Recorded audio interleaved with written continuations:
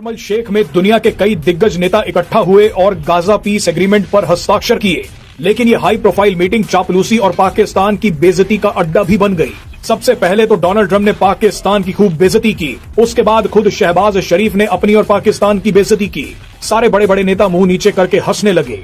और पूरी दुनिया के अंदर, चाहे वो मेहदी हसन है, चाहे वो भारतीय सहाफी हैं, चाहे दीगर मुल्कों से हैं, वो पाकिस्तानियों का मजाक उड़ा रहे हैं, वो शर्मिंदा कर रहे हैं कि यार ये वज़ीर आज़म आपने रखा हुआ है, ऐसा जूते पॉलिश करने वाला आदमी, ये कहां से लाए आप? डोनाल्ड ट्रंप को एग्जैक्टली पता था कि शहबाज शरीफ क्या करेगा, और उसने शहबाज शरीफ को आगे बुलाया जैसे कि तय था कि आओ बात करो। शहबाज शरीफ ने भी वो तारीफें, शहबाज शरीफ ने कहा पॉलिश की इंतहा। डोनाल्ड ट्रंप ने शहबाज शरीफ से कुछ कहा और उसके बाद एक ऐसी जिल्लत का सिलसिला शुरू हुआ जो पाकिस्तान का साल साल तक पीछा करेगा। सुनिए ट्रंप ने शहबाज शरीफ से क्या कहा। You want to say what you said to me the other day? I mean, come. Would you like to say what you said the other day? I think it was so nice. Would you like to say what you said the other day? I think it was really nice. बंद कमरों में, private महफिलों में जो polish कर रहे थे, Trump ने इन्हें बोला है कि अफसर-ए-आम पॉलिश करो। ये इतना बेबस है, लाचार है उसके सामने कि उसको वो सारे अल्फाज बोलने पड़े और सोच के बोलने पड़े कि मैं कोई मिस ना कर दूं जो मैंने प्राइवेटली बोले हैं, कि पूरी दुनिया थूक रही है इनके ऊपर। ट्रंप गाजा डील के बाद खुद की तारीफ करते करते इतना थक गए कि उन्होंने पीछे खड़े शहबाज शरीफ को खींचकर आगे बुलाया और कहा कि कुछ दिन पहले जैसे आप मेरी तारीफ कर रहे थे, आज भी करना चाहेंगे।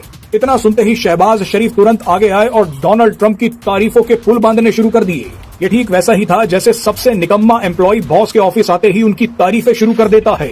शहबाज शरीफ का कॉन्फिडेंस देखिए कि उनके इसी मीटिंग में मौजूद होने की वजह से पाकिस्तान के कई शहरों में दंगे हो रहे हैं। 300 से ज्यादा लोग मर चुके हैं, 1500 से ज्यादा घायल हैं, कई शहरों में कर्फ्यू है, इंटरनेट बंद है, लेकिन वो ट्रंप को सैल्यूट करते हुए उनकी तारीफ कर रहे हैं। I would like to salute you. दुनिया पाकिस्तान की बेइज्जत कर रही है कि जनाब ये आपका वज़ीर आज़म है, आप एक एटमी मुल्क हैं और एक चंपू के तौर पे आप काम कर रहे हैं, पाग लगे रहन। यानी ये तो ऐसे दिखाई दे रहा है ना, यानी तारीफ ठीक है यार, बंदा कर देता है तारीफ। डोनाल्ड ट्रंप भी कुछ लोगों की तारीफ करता है, लेकिन वो एक डेकोरम के अंदर रहकर करता है। आप करना चाहते हैं तो आप सेल्फ रिस्पेक्ट के साथ ये काम कर सकते थे, लेकिन जैसे आपने किया वो तो ऐसा लगता है कि कोई बहुत ही फकीर और गरीब आदमी जो है, वो किसी शादी के अंदर जो लोग जाते हैं, वो जो आवाजें लगाते हैं और उसके साथ वो नारे लगाते हैं, भाग लगे रहे और पता नहीं क्या कुछ। ये तो मुझे उस तरह का काम लगा जो शहबाज शरीफ साहब ने किया। सोशल मीडिया पे पूरी दुनिया में पाकिस्तान का इन्होंने मजाक बना दिया। ये कि नाज़रीन, हमारा ये जो मीडिया है ये एक नेशनल सिक्योरिटी थ्रेट बन चुका है, क्योंकि इसकी खामोशी की वजह से नाज़रीन इस वक्त इंडियन मीडिया हमारे इंटरनल जो मामला थे उनके ऊपर रिपोर्टिंग कर रहा है। और इंडियन मीडिया कैसे रिपोर्टिंग कर रहा है? पाकिस्तान के टीवी चैनल्स पर हम इजरायली पार्लियामेंट की जो कार्रवाई है उसको लाइव देख सकते हैं, तो फिर हम पाकिस्तान के टीवी चैनल्स पर जो पाकिस्तान के बहुत से मामलात हैं उनको क्यों नहीं डिस्कस कर सकते? और पाकिस्तान में जो होने वाले बहुत से अहम वाक़यात हैं उनको हम अपनी हेडलाइंस में और अपने टॉक शोज में क्यों डिस्कस नहीं कर सकते, उनको क्यों नहीं दिखा सकते? कि जब हम रिपोर्ट नहीं करेंगे तो फिर इंडियन मीडिया रिपोर्ट करेगा, और इंडियन मीडिया नाज़रीन इसके ऊपर खुलकर खेल रहा है, खुलकर। मैं सिर्फ अर्नब गोस्वामी के प्रोग्राम का आपका जो टाइटल लाइन है, ये जो थीम लाइन है जिसके ऊपर उसने प्रोग्राम किया है, वो ये है कि internal turmoil in Pakistan, where is Saad Rizvi. ये अर्नब गोस्वामी पूछ रहा है, हमारा दुश्मन पूछ रहा है कि भाई पाकिस्तान के अंदर इंटरनली टर्मोइल है, और अर्नब वो पूछ रहा है कि साद रिजवी किधर है। और अफगान गवर्नमेंट भी इसके ऊपर बाकायदा से स्टेटमेंट जारी कर रही है। जमात तहरीक लब्बैक ये क्लेम कर रही है कि तकरीबन 200 से ज्यादा या ये 500 नंबर भी क्लेम कर रहे हैं, बहुत एक्सैजरेटेड नंबर है, कि भाई उनकी शादी हुई है। पुलिस के सोर्सेज ये कह रहे हैं कि नहीं, इतनी शादी नहीं हुई, शायद 1 दर्जन या 20 लोगों तक शहीद हुए हैं। हमने जो नाज़रीन वीडियोस देखी उनके अंदर लोग तो पड़े हुए हैं, गलियों में पड़े हुए हैं जनाब, हमने कब्रिस्तानों के पास लाशें देखी, हमने सड़क के ऊपर लाशें पड़ी हुई देखी, तो किलिंग तो हुई है। चेहरे की रौनक देखें कि कामयाब किस्म की जो खुशामद वो करने के बाद शहबाज शरीफ साहब के चेहरे की रौनक ही बदल गई थी, रंग ही बदल गया था। ये पाकिस्तान के हुक्मरान पाकिस्तान को, पाकिस्तान की एस्टेब्लिशमेंट ने तोहफे के तौर पर अता किए हैं। वीडियो में देख रहा था, एक बड़ी तबाही फैली गई है, तहरीक लब्बैक के लोगों को मुरीदके में कत्ल किया गया। पुलिस उसके बाद से लेकर अब तक वहां पे एक सर्च ऑपरेशन भी कर रही है, और उस सर्च ऑपरेशन के अंदर देख रहे हैं कोई लाश मिल जाए, कोई और जख्मी मिल जाए।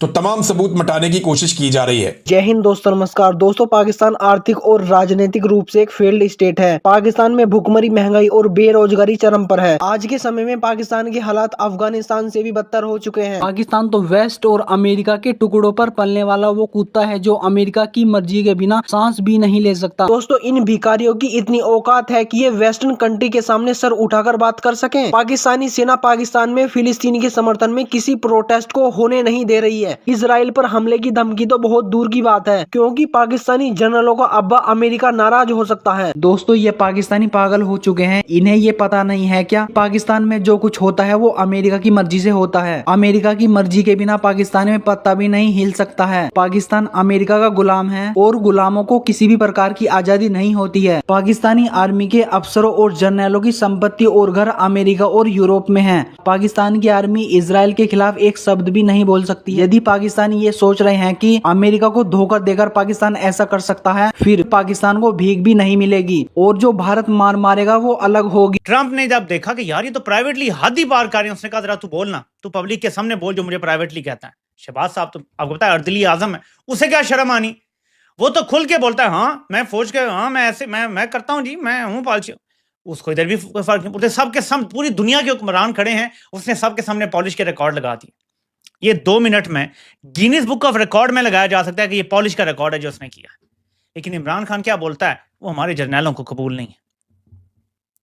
हमारे जर्नैल क्योंकि बाकी सब कुछ तबाह कर देते हैं, तो पाकिस्तान चल ही नहीं सकता आलमी ताकतों की मर्जी के बगैर। या तो हम अपने पांव पे खड़े हो जाएं, मैशत खड़ी कर लें, अपनी अवाम को खड़ा कर लें पैरों पे, तो फिर हम आलमी ताकतों के भी आंखों में आंखें डाल सकते हैं। क्योंकि ये बाकी सब होने नहीं देते कि अवाम अगर इतनी तगड़ी हो गई तो हमें ही नहीं छोड़ेंगे। अवाम को रोटी के लाले पड़े रहे, इन्हें ये भी जरूरी है। गुर्बत 50% से ज्यादा रहे, ये भी इनके लिए जरूरी है, ताकि लोग अपने ही रोलों में पड़े रहें। एक टाइम एक मजदूर काम नहीं करेगा तो बच्चे भूखे मरेंगे, तो वो कैसे एहतजाज करेगा बाहर आके। फिर गरीब मजदूर के लिए क्या रह जाता है, जब खाने के लिए नहीं है तो वो इज्तिमाई खुदकुशी कर लेता है। तो लोगों के पास इन्होंने ऑप्शन ही नहीं छोड़ा कि वो खड़े हो सके, स्टैंड ले सके। इस दौरान जो एहतजाज होता है गोलियां मार दी, ये नया रवाज चल पड़ा है। ये तो किसी पिछले डिक्टेटर ने नहीं किया कि हर एहतजाज में गोलियां मार दो लोगों को। यानी पाकिस्तान की अवाम जितने गैर महफूज अब हैं, कभी 78 सालों में इतने नहीं हुए। हम बिल्कुल 70-71 के दरमियान के दौर से गुजर रहे हैं। लेकिन जर्नैलों को यह यकीन है कि क्योंकि पंजाब के लोग नहीं उठेंगे तो पाकिस्तान टूटेगा नहीं। इन्हें ये खतरा है कि पंजाब के लोग तो उठेंगे नहीं, उठ गए तो ऑब्वियसली सब कुछ बदल जाता है। तो पुलिस भी बड़ी ज्यादा है, 2.5-3 लाख तो खाली पंजाब पुलिस इन्होंने बना लिया, ताकि कहीं भी कोई भी इज्तिमा हो तो हम ओवरवेलमिंग पावर से देखें ना, कहीं 2-3 लाख बंदा इकट्ठा होगा ना, तो इन्होंने 2-3 लाख तो पुलिस रख लिया, फिर रेंजर्स बुला लेते हैं, फिर बाद में फौज भी आ सकती है, FC वगैरह सारे टर्म इस्तेमाल की जाती है ना पाकिस्तान के लिए कि पाकिस्तान एक सिक्योरिटी स्टेट है। इसको इस हद तक सिक्योरिटी स्टेट बना दिया गया है कि इन्होंने हर किसी को आउट नंबर कर दिया है। तो अब तो यही है कि मिलियंस में लोग निकलेंगे तो फिर ही मुकाबला हो सकेगा। अब 2-3 लाख से भी मुकाबला नहीं हो सकता। तो अब तो किसी बहुत बड़ी मूवमेंट की जरूरत है, और ये मूवमेंट सिमल्टेनियसली पूरे मुल्क से चलेगी, तभी मामला हल होगा। तो मेरे डोनाल्ड ट्रंप को ना एग्जैक्टली पता था शहबाज शरीफ क्या कहेगा, क्योंकि शहबाज शरीफ ने बार बार ये बात की थी। आप ये जरा 2 वीडियो देखें। एक वीडियो में देखें डोनाल्ड ट्रंप ने शहबाज शरीफ को बुलाया, ये देखें, ये शहबाज शरीफ आया और उसको बात करने का मौका दिया। अब ये दूसरी वीडियो आप देखें कि बरतानवी वजीर आज़म को डोनाल्ड ट्रंप ने बुलाया, और ये डोनाल्ड ट्रंप ने जब बरतानवी वजीर आज़म को बुलाया और वो आगे आया, लेकिन उसके बाद उसको बात करने का मौका नहीं दिया। बस उसको ये कहा कि हंसते हुए कहा कि अच्छा लगा कि तुम यहां पर हो, और फिर उसे वापस भेज दिया। तो बरतानिया के साथ तो अमेरिका के बड़े ज़बरदस्त ताल्लुकात हैं, और बरतानवी वज़ीर आज़म को लगा कि शायद उसको बात करने देगा डोनाल्ड ट्रंप, लेकिन नहीं करने दी। शहबाज शरीफ को बात करवाई, क्योंकि उनको पता था कि ये तारीफें ही करनी है शहबाज शरीफ ने और कुछ नहीं करना। शहबाज शरीफ साहब ने भी गेम चुप के रखी, और डोनाल्ड ट्रंप ने कहा इससे ज़्यादा तो मैं नहीं कर सकता, बल्कि वो ऐसा लगता था शर्मिंदा हो रहा है। उन्होंने ज़बरदस्त आपने किया, कमाल किया, इसके बाद मैं क्या बोलूँ, यानी इससे ज़्यादा तो हो नहीं सकता।